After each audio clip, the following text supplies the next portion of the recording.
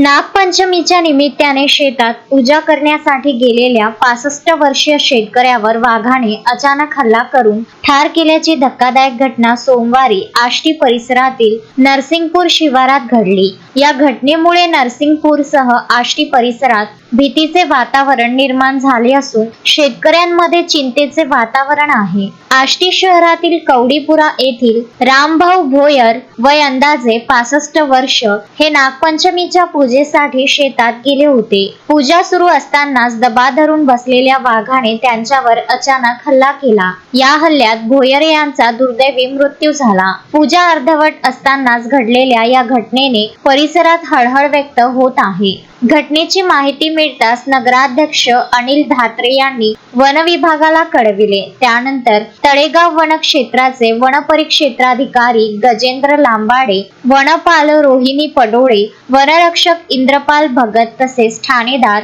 राजेश जोशी आणि PSI हर्षल नगराडे यांनी घटनास्थळी धाव घेतली। या घटनेनंतर नरसिंगपूर शिवारातील शेतकऱ्यांमध्ये वाघाची दहशत निर्माण झाली आहे। शेतीची कामे करण्यासाठी शेतात जावे तरी कसे असा प्रश्न शेतकऱ्यांसमोर उभा राहिला आहे। वाघाचा तातडीने बंदोबस्त करून शेतकऱ्यांना सुरक्षित वातावरण उपलब्ध करून द्यावे अशी मागणी नागरिकांकडून होत आहे। वन विभाग व पोलीस प्रशासनाने घटनास्थळाची पाहणी करून पुढील कार्यवाही सुरू केली आहे। शेतकऱ्यांनी शेतात जाताना विशेष खबरदारी घ्यावी आणि वाघ अथवा अन्य वन्य प्राण्यांच्या हालचाली आढळल्यास तातडीने वन विभागाला माहिती द्यावी असे आवाहन प्रशासनाकडून करण्यात आले आहे।